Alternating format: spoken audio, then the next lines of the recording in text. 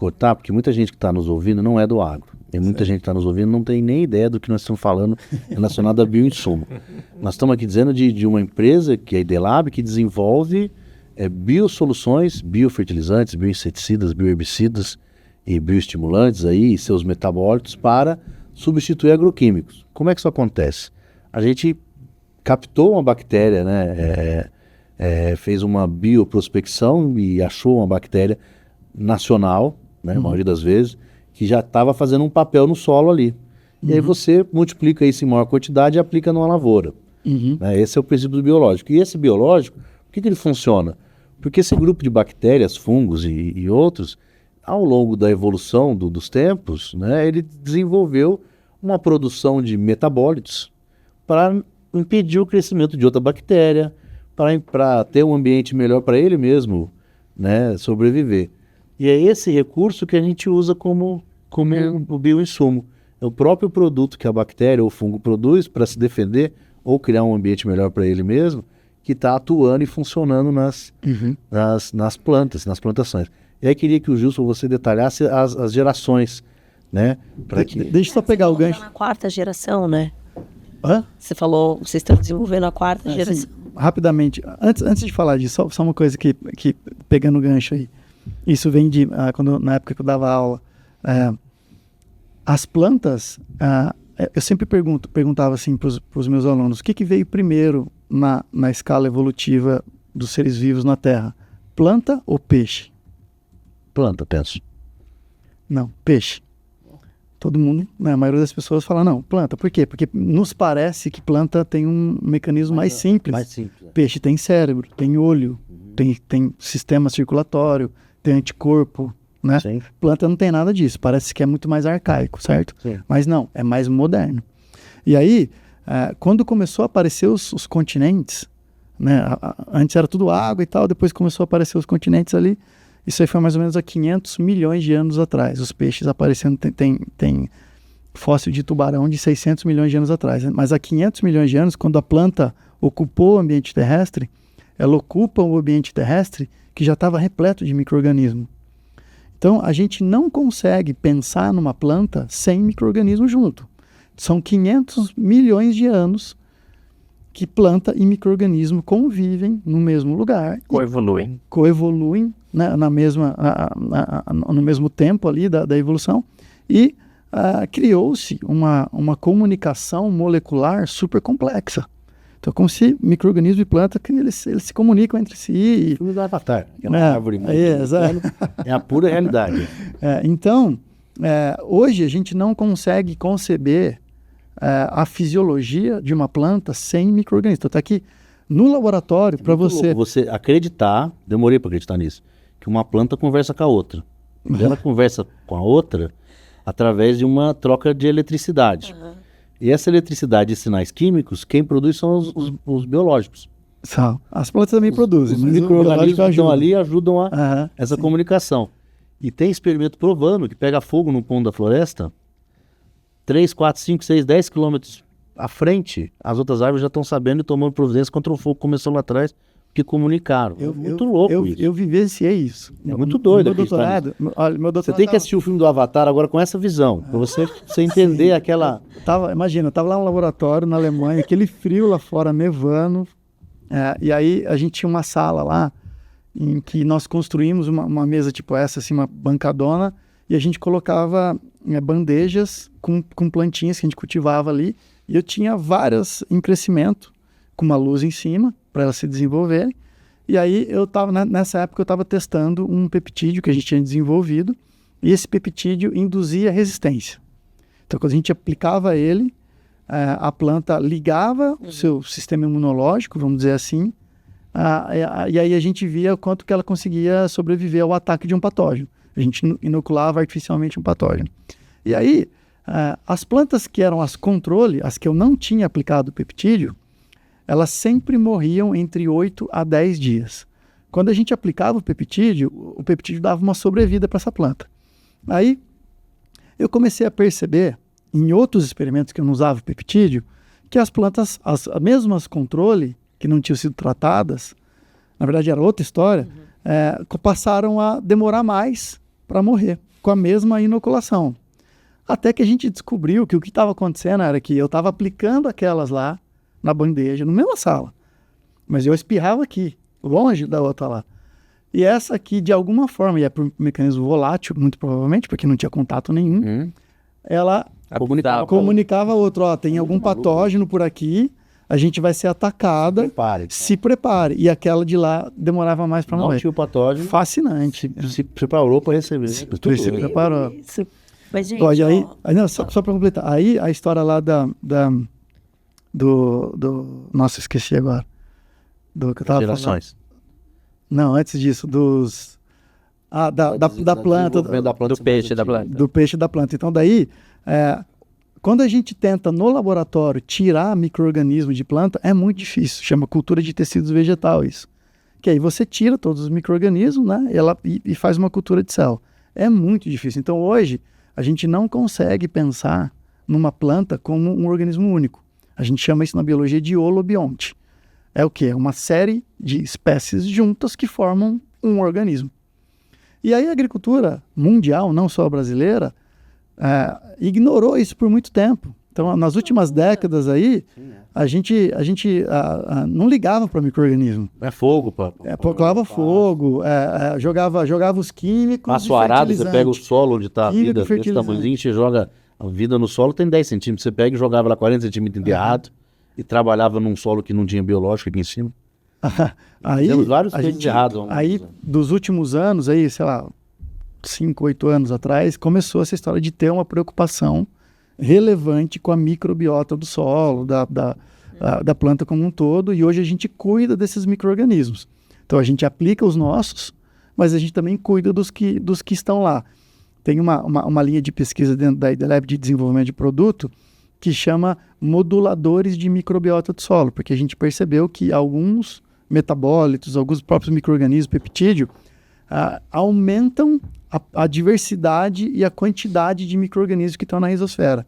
E essas plantas, quando tem isso aumentado, elas aumentam o fitness. Esse fitness não é que ela está mais fortona de academia, é porque ela tem mais tolerância a estresse e ela tem um potencial maior de produtividade. Então, quando você passa a se preocupar com isso, você já tem um ganho gigantesco em produtividade. Então, os micro-organismos são super, hiper, mega importantes para a fisiologia da planta, para a tolerância, para crescimento. E passou o tempo que a gente ignora isso. Daqui para frente, essa nova agricultura que a gente está desenvolvendo aqui no Brasil, ela é permeada por essas tecnologias. E aí você falou também, já vou te dizer, você falou também da história do Brasil ser vanguarda.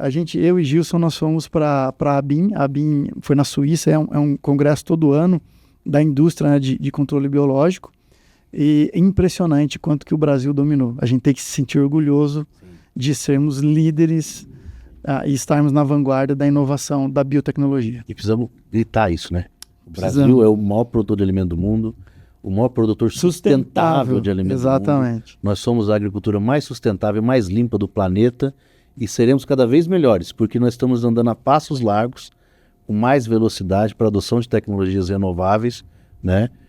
A agricultura regenerativa, como se fala agora, muito mais rápido do que outros países, que estão sentados lá reclamando, dizendo que a gente está queimando a Amazônia. Sim, então é muito importante que quem critica a agricultura e tem esse viés de que a nossa agricultura não faz bem ao planeta, que venha conhecer. Sim. Sai do seu banquinho, sai da frente da sua telinha de computador aí na sua cidade aí que você está poluindo aí, né? E vem pro mato, e vem entender o que nós estamos produzindo aqui. E outra coisa também que toma muita pancada e não merece na maior parte das vezes é o Ministério da Agricultura, que faz um belíssimo trabalho. Todo mundo fala, é um monte de veneno, o Ministério deixa todo mundo aplicar veneno. Não é assim. O Brasil tem um sistema regulatório que é o mais moderno do mundo. Inclusive lá na ABIM, embalagens do planeta. O que mais teve foi palestra do pessoal de regulatório, porque todo mundo quer copiar o que o Ministério da Agricultura tem feito, e o número de registros de produtos biológicos, que são esses que dão essa sustentabilidade que a gente tanto quer, tem batido recorde todo ano. Então, é claro, não é perfeito, tem muita coisa. Por exemplo, a gente está desenvolvendo produto à base de RNA, de peptídeo, de proteína, nem está escrito lá como que faz, para metabólito tá. Então, tem um tempo, né, que para acompanhar a ciência, isso é normal, mas no geral tem feito um baita de um trabalho. Só, a gente está aqui falando de inovação, né? Então, uma inovação que ainda não tem regulamentação, porque a gente ainda não sabe o que vai ser, o que vai acontecer, onde vai chegar, como tantas outras, né, que estão surgindo. A gente está falando aqui específico no agronegócio, de uma área específica. Tem uma mudança cultural de como fazer o manejo de tudo isso. Né? Então, o cara lá no campo, né, o produtor, como que ele vai lidar com tudo isso, com toda essa tecnologia que está chegando, como que ele vai... Exato. É uma mudança cultural, né? Porque imagina que você está ali há décadas fazendo do mesmo jeito e chega um negócio novo que te promete e você duvida num primeiro momento, né? E daquela produção depende a sua vida, né? A vida da sua família, suas questões financeiras. Então, é natural que você precise de um tempo ali para ter essa... coragem de mirar. É uma adaptação cultural mesmo, né? Acho que Temos uma vantagem enorme em relação ao mundo, não só pela nossa... O Brasil é privilegiado pela posição que ele está no globo. Ele recebe a maior faixa de nutrientes em insolação e tudo que é preciso para produzir agricultura. Além disso, o nosso agricultor tem em média 45 anos. O americano tem 55. O europeu tem 65. Então, para um produtor de 65 anos que passou 40 anos fazendo certo de um jeito, acreditar que agora eu vou ter que trocar meu químico por um biológico é muito difícil para esse cara de 65.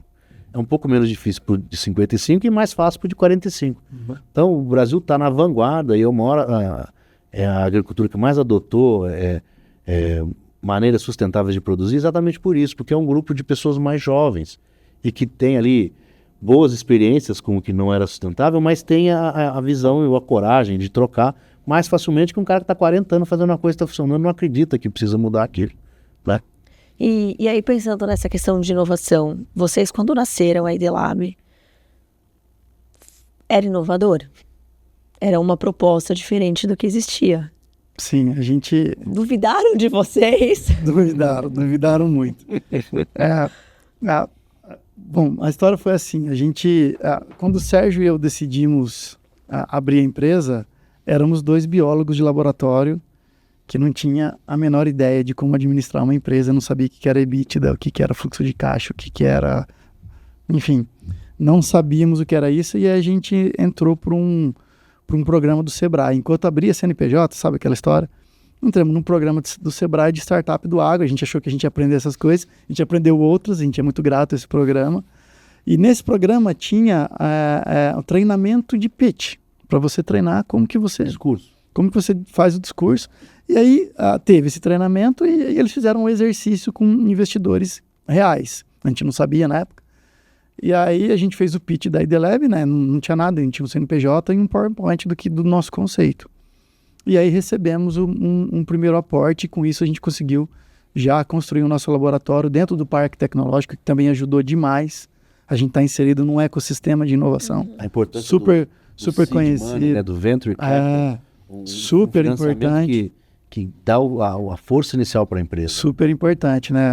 Daí nós recebemos o investimento do WBGI, que é We Believe in Great Ideas, que é um grupo de investimento de lá de Piracicaba mesmo. E aí a gente desenvolveu, fez ali o primeiro laboratório, éramos 5 pessoas. E iniciamos ali o trabalho. E aí, nessa época, logo depois, né, que a gente montou essa estrutura, Sérgio e eu, a gente ficava muito incomodado na época, porque o mundo dos biológicos, ele era baseado em 12 a 15 tipos de produtos. Então nós tínhamos os inoculantes, Bradyrhizobia, Azospirillum, aí tínhamos um monte de bacilos, aí Trichoderma, Bovéria, Poconia, Purpurecilium e Metarrhizium. E acabou. E o mundo inteiro trabalhando com essas espécies. E a gente que trabalhou, eu fiz o doutorado, o Sérgio, professor de microbiologia da Exalc, a gente sabia que em 1 grama de solo tem milhões de bactérias. Então, para a gente era uma incongruência absurda. No começo, né? Não ter mais espécies, não ter outros produtos feitos. E aí, se você vai para o universo de molécula, então, isso se multiplica exponencialmente. E aí a gente criou a empresa com esse intuito de trazer novos produtos que não têm nada a ver com os que já existiam e que não eram químicos, que eram biológicos. Só que esse modelo de negócio, hoje, eu não teria feito. Porque hoje que eu sei como é que é um fluxo de caixa de uma empresa, ele não para de pé. Porque o ciclo de um produto hoje, a gente começou com 4 anos para desenvolver um produto, passamos para 3. Hoje a gente tem, em média, do 0, 2 anos para produzir, para desenvolver um produto. Já desenvolvemos um produto em 8 meses. Então, a gente está muito rápido nisso. Quando já tem algum lead, alguma coisa, a gente consegue ser bem rápido. Mas, na média, 2 anos. Então, você pega 2 anos para desenvolver o produto. Depois você tem mais 2 anos de registro. O primeiro ano não vende muita coisa. Então, a gente teria ali um gap entre o início do trabalho até ter o primeiro ganho, que é quando vende esse produto mesmo na prateleira, de 5 a 6 anos. Que empresa que sobrevive desse jeito? Sem ter o caixa. Então, isso eu não sabia na época. Eu falava, não, as empresas vêm aqui, e aí injetam capital, a gente desenvolve o produto, e foi dando certo, né? A gente foi tendo sucesso. Mas a primeira pancada que a gente tomou foi porque nesse modelo nosso, é assim, a gente desenvolve a tecnologia, transfere para quem tem fábrica e para quem tem acesso ao mercado, porque tem time de vendas e tal, e aí a gente recebe royalties. O capital que é necessário para fazer o tempo de desenvolvimento, ele cobre custos. A IDLab não tem lucro nessa parte. O resultado financeiro vem depois com os royalties. E aí, a gente achava na época que achar uma molécula nova, que achar um micro-organismo novo, em condição de laboratório, a gente já conseguia transferir a tecnologia e já estavam pensando nos royalties. E já estava pronto o produto. Aí começou a vir as pancadas, que os nossos clientes falavam, viu, tá, mas como que produz isso aqui no bioreator? Quanto tempo demora? Qual que é o custo de produção? Qual que é o meio de cultura? Qual que é a formulação disso? Qual que é o tempo de prateleira? Como que é o controle de qualidade? Aí a gente começou a falar, meu Deus, a gente está muito longe de entregar uma solução. A gente entregou, a gente abriu uma porta, mas ainda tem centenas de portas para abrir. E aí a gente rapidamente visualizamos isso e começamos a investir todas as nossas receitas em um time expert em bioprocesso, em formulação, em scale-up, em controle de qualidade, por aí vai. E aí, até que isso culminou também com a entrada com a nossa segunda rodada de investimentos, que foi com o Grupo Inquima. E aí a gente teve esse aporte que a gente conseguiu completar essa nova facility que hoje faz todo o estudo de transformação de ativos em produtos de verdade.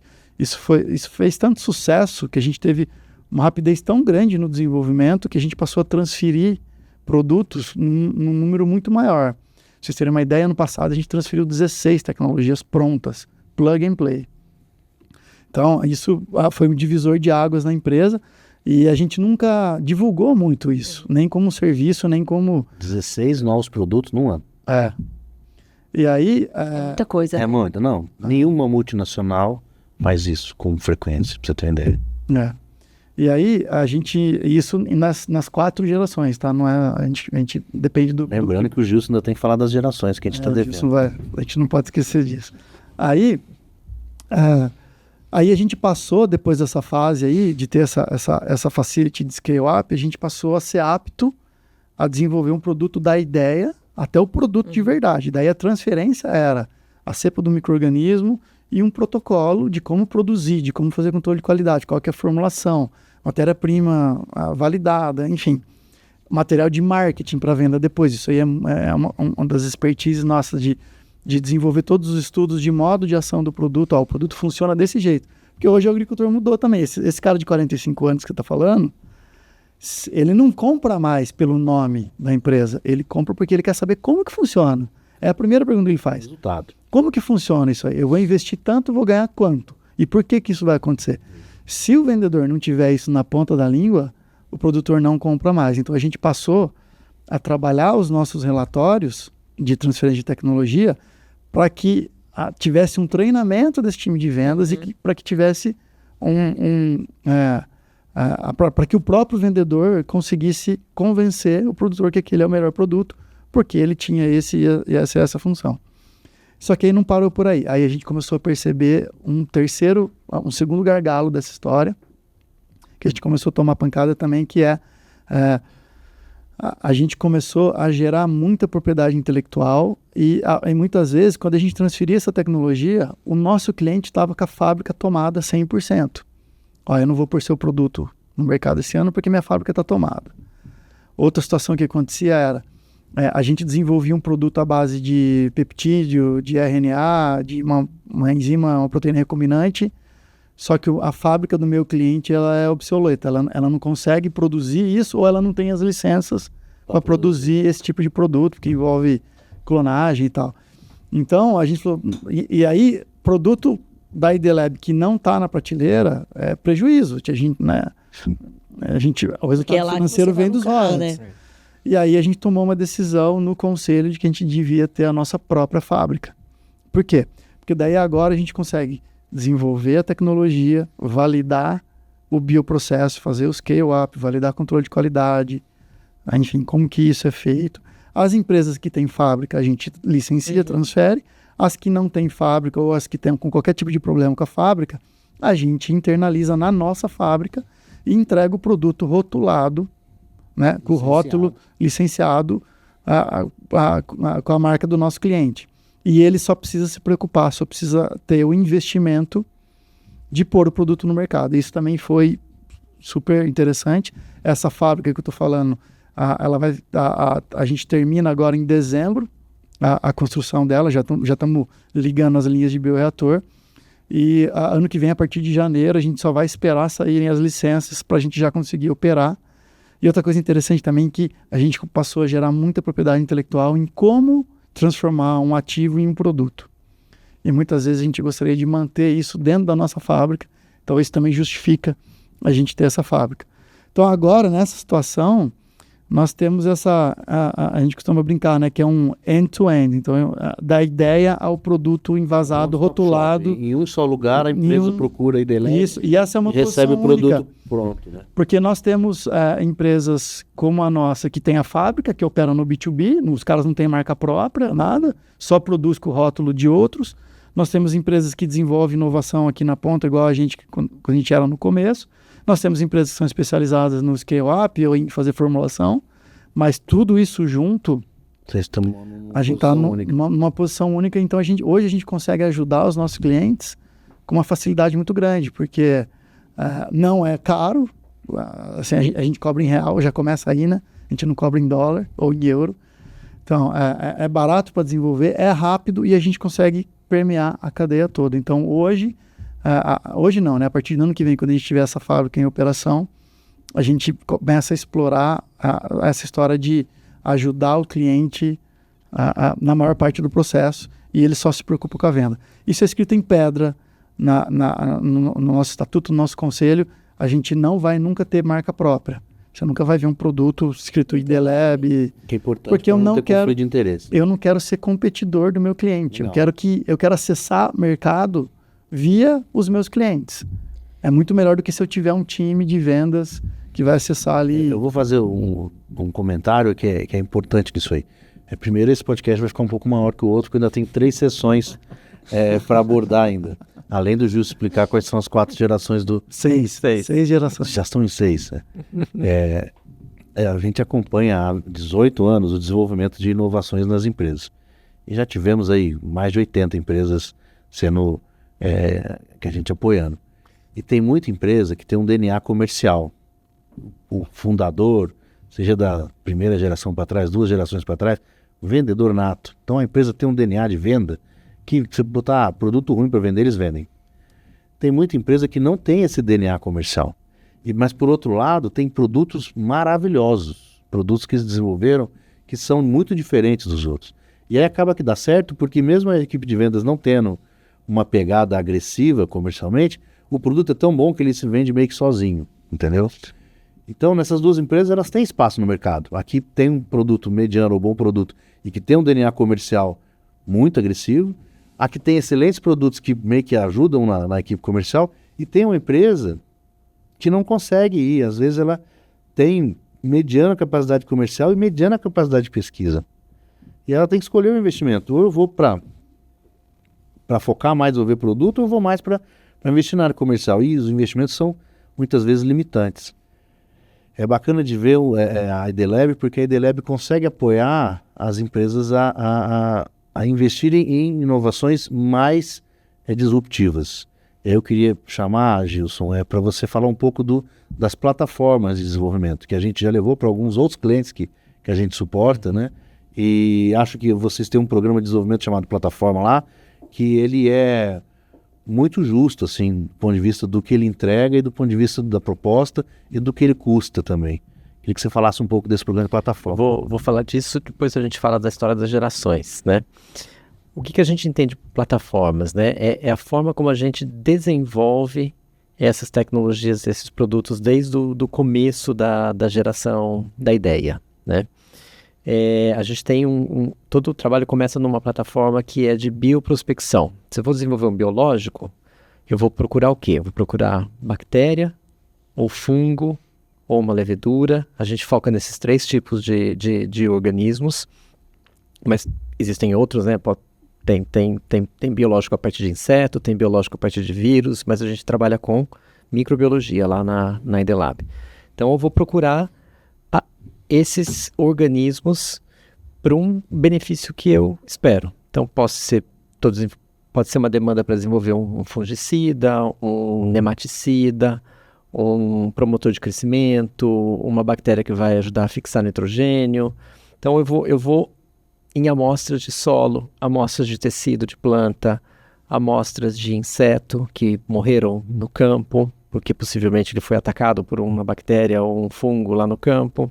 E eu tento isolar a partir desse material os micro-organismos. Então, estou fazendo uma prospecção. Estou pegando o material no campo. Se isso vai funcionar ou não, depende de eu testar. Aí a gente já passa para uma segunda plataforma. Então, tem uma equipe lá dentro de casa que trabalha nesse início da cadeia.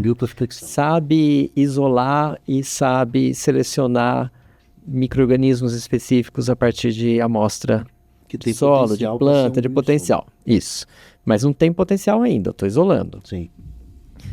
Aí eu testo. Eu estou fazendo uma descoberta. A gente entra numa segunda plataforma que é Discovery. Eu vou testar esses organismos que foram isolados e descobrir se ele tem produção de alguma enzima, fixa nitrogênio, se é capaz de controlar um fitopatógeno, um fungo patogênico ou uma bactéria patogênica que causa doença, se ele mata um inseto que eu quero controlar.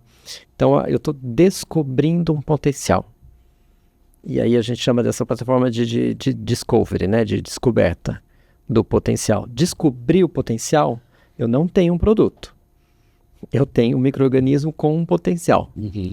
Ele vai ter que ainda passar por muita história para ver se ele dá conta de funcionar se é fácil replicar no campo. Se é barato replicar. Aí a gente entra na terceira plataforma que a gente tem lá dentro, que é uma plataforma de validação. E eu vou fazer validação em diferentes frentes. Eu vou validar que ele funcionou aqui na bancada, no laboratório, no ensaio miniaturizado, na placa de Petri ali, no ensaio de bancada.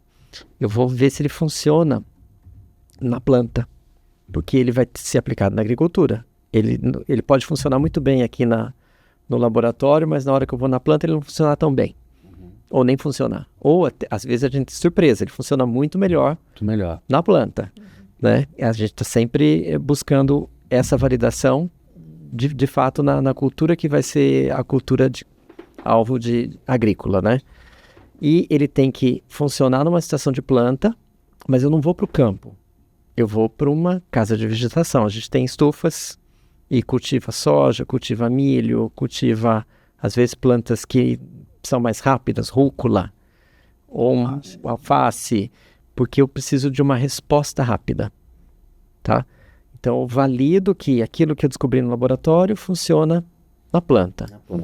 Mas se esse bicho não cresce numa condição de cultivo maior, não de campo, de fábrica. Essa é uma outra validação. Para eu aplicar ele no campo, eu preciso de um volume. Quantidade. Então, eu tenho que crescer ele num bioreator, num fermentador e produzir em grande volume, tá?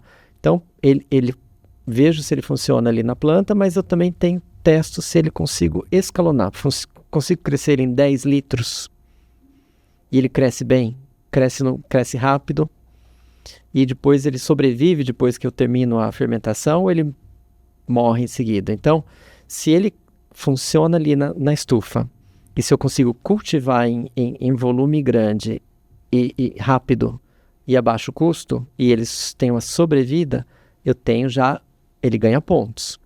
Eu tenho um potencial produto ali. Aí a gente faz uma formulação e a gente testa de novo na planta.